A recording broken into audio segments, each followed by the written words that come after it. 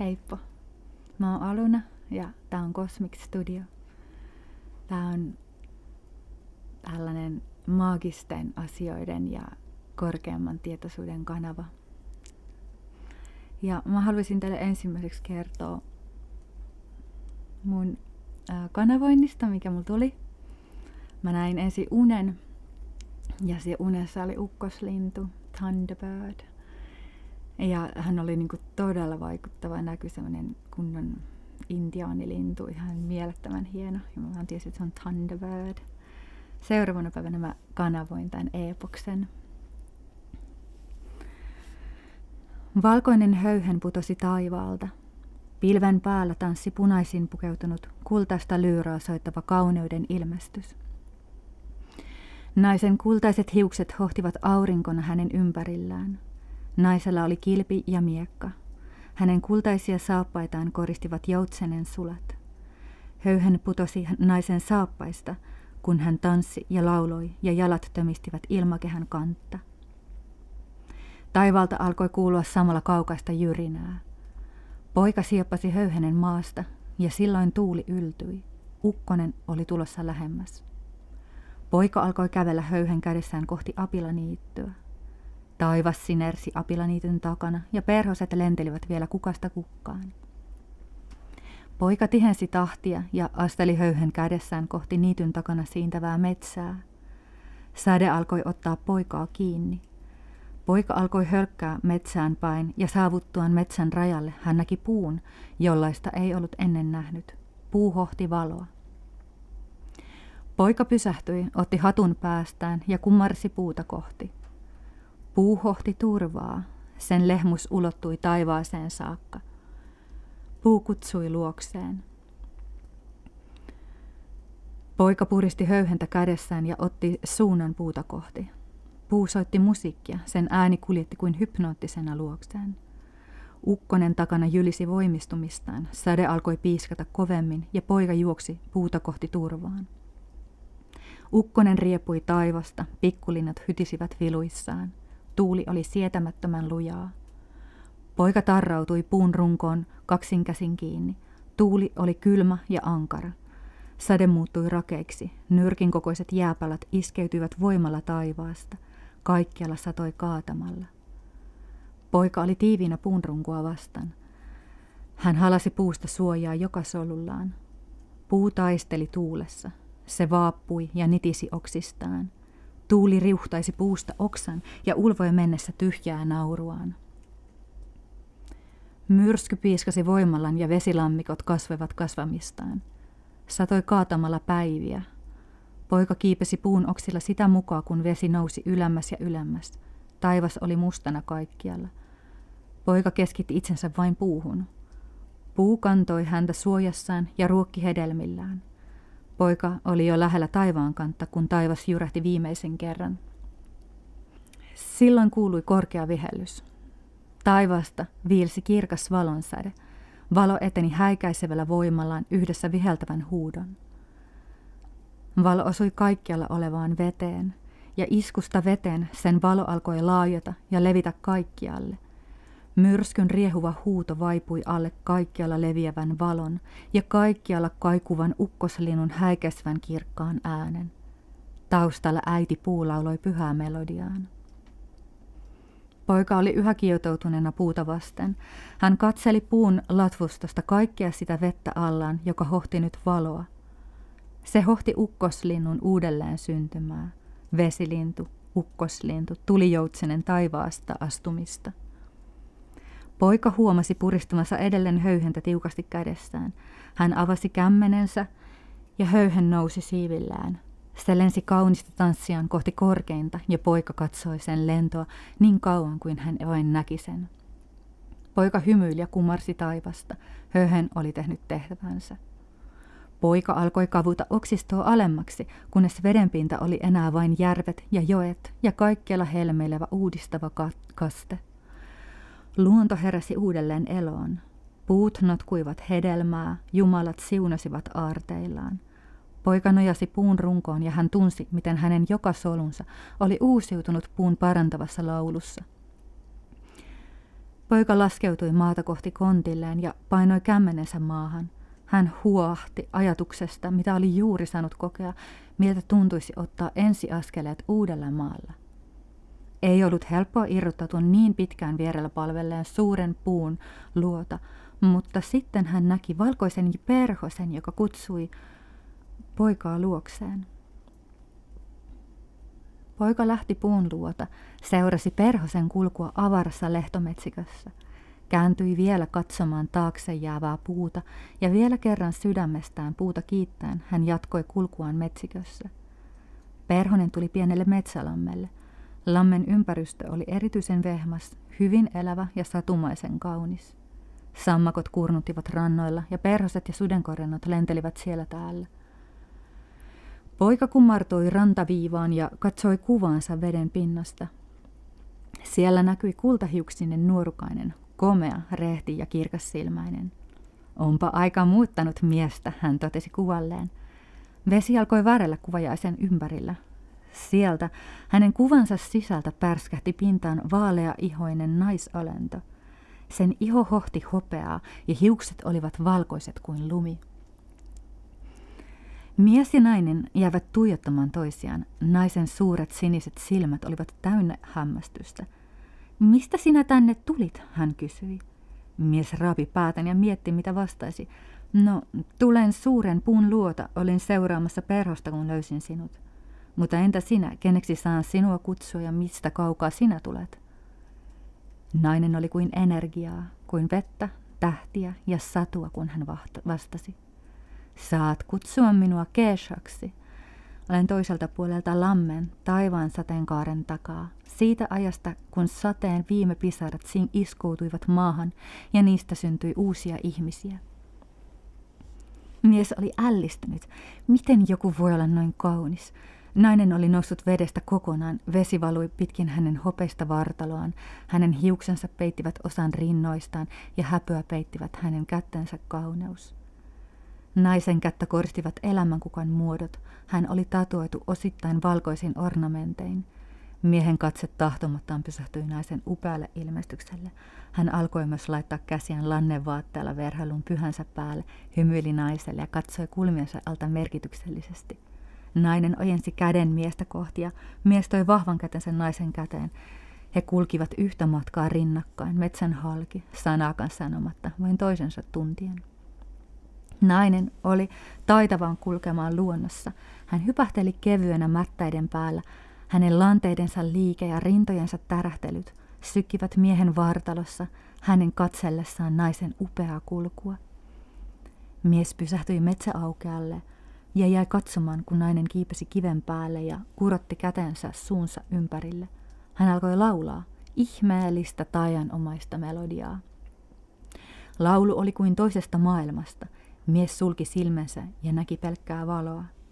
Kaukaa alkoi kuulua laukan ääntä. Mies avasi silmänsä. Metsän takaa heidän etensä ilmestyi suurisarvinen peura. Peura aivan kuin olisi tuntenut naisen, niin tuttavallisesti tuli heidän luokseen. Keesha silitti peuran turpa ja sinistä valoa hohtava peura kumartui ottamaan Keeshan ja Olavin ratsailleen. Näin he jatkoivat matkaa, Keesha peuran edessä istuen ja Olavi hänen takanaan. Keeshan pakarat tärähtelivät peuran edetessä matkaa. Eden on edessäni, hymyili ajatuksissaan mies hänen takanaan. Hän piteli naisen vartaloa käsissään ja painautui Keeshan vartaloa vasten niin, että hän varmasti tuntisi, miten haluissaan mies on. Nainen tunsi miehen kuumuuden ja hän vaistomaisesti työntyi lanteellaan miestä kohti. Peura alkoi nousta vuoristoniitylle. Miehen ja naisen olo alkoi olla jo tuskaisen kuuma ja onneksi silloin peura pysähtyi, laskeutui polvillensa auttaakseen pariskunnan alas selästään. Nainen silitti peuran turpa ja piti toisella kädellään miehen kädestä kiinni. Mies silitti peuraa ja kiitti matkasta. Peura höristeli tyytyväisenä itseään. Keesha suukotti sitä otsalle ja sitten hän kääntyi miehen kanssa ympäri jatkakseen matkaa yhdessä kävellen. Vuorten korkeuksista kohosi upea niitty, kaukana siinsi kimaltava meri. Olavi riisui lanteeltaan liinansa ja asetti sen viltiksi niittykukkien päälle. Nainen istui viltille polviasentoon. Miehen ruskettunut vartalo kuulsi auringossa kultaa. Hänen hiuksissaan säteili auringonvalo kuin kultaisena kehänä hänen päänsä päällä. Hopeinen nainen laski katseensa vienosti alas, tajutessaan miehen maagisen hehkun. Mies hehkui voimaa ja rohkeutta ja kunnioitusta elämää kohtaan. Pitkää matkaa, josta on selvitty, ja kiitosta ja nöyryyttä kaikkea opittua ja elävää kohtaan. Naisen katseesta lähtevä suuri arvostus ja ihastus saivat syvän liikutuksen tunteen miehessä liikkeelle. Hän tunsi valtavan aallon liikkuvan lävitseen. Mies laskeutui seisomasta naisen tasolle. Hän otti naista hellästi käsistä kiinni ja katsoi syvälle silmiin. Miehen silmistä väreili syvä kiitollisuus, puhdas, pyhä rakkaus. He suutelivat toisiaan. Jostain kaukaa kului ukkoslinnun kiljahteleva riemuhuuto. Taivasta alkoi tihkua kuin kultaisia pienen pieniä pisaroita. Oliko se vettä vai oliko se tulta, sitä mies ja nainen eivät enää tienneet. He olivat vain yhtä suurta hehkua, kaikkialla kipunevaa kuumaa elämisen voimaa. Mies ja nainen suutelivat, niitty täyttyi kosteudestaan. Nainen ja mies yhtyivät ja heidän lävitseen kulki kuin valojen vortex. He lempivät koko päivän, koko yön ja toisenkin. Heidän rakkautensa täytti maan. Tämä oli tämmöinen auringonpojan ja kuun jumalattaren pyhä rakkaus. Joo, nyt me mennään. Mulla on täällä vieras Antti. Ja Antti on tosi hyvä muusikko. Ja parannuslauluja osaa tosi paljon. Niin mennään laulamaan yhdessä hänen kanssaan saiteja tai mitä nyt lauletaankaan. Yes. Kiitos. Anna huoja. Okei.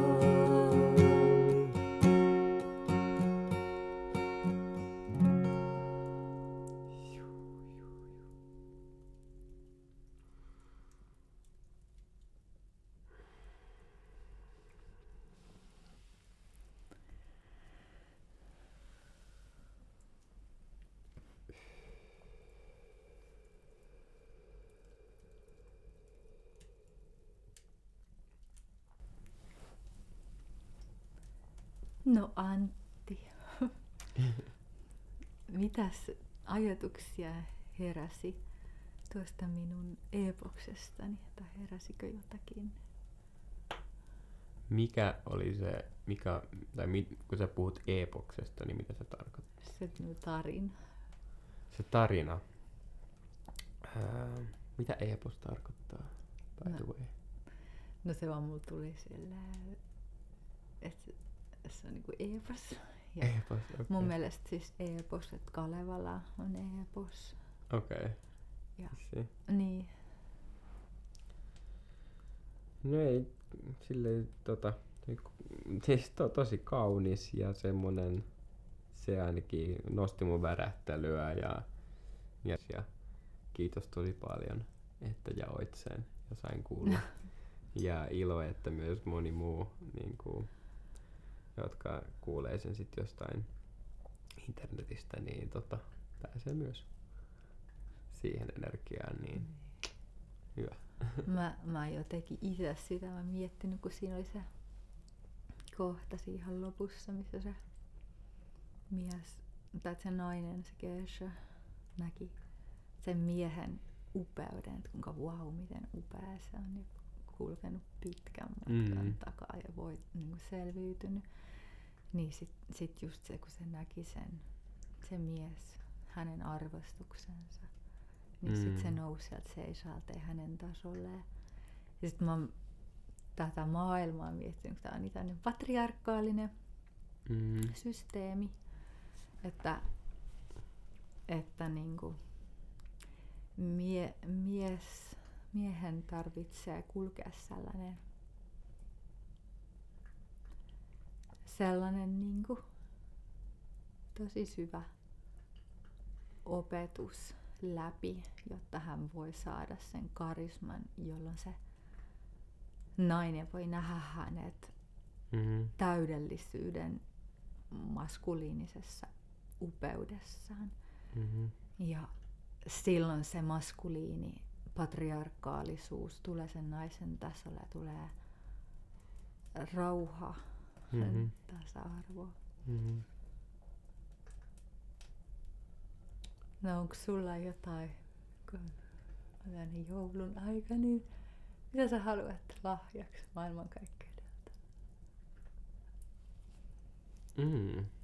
Aika hyvä kysymys.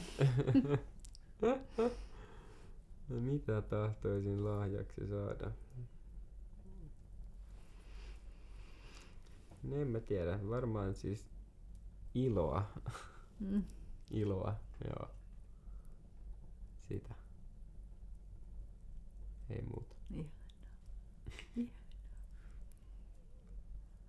Entä sinä? Jos mä saan universumilta pyytää lahjaksi, niin mä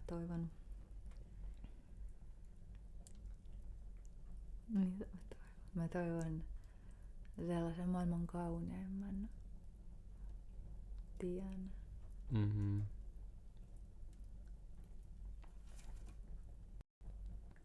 Millainen se tie on? No mä näen sen sille, että siinä on sellainen suuri kaunis vanha mänty, monihaarainen tai joku puu. Ja siis on tosi paljon kukkia, niin kuin ihan sellainen kukkaketo ja perhosia ja kauneutta. Taivas on sininen. Se on lintujen liverystä. Vesi lähellä.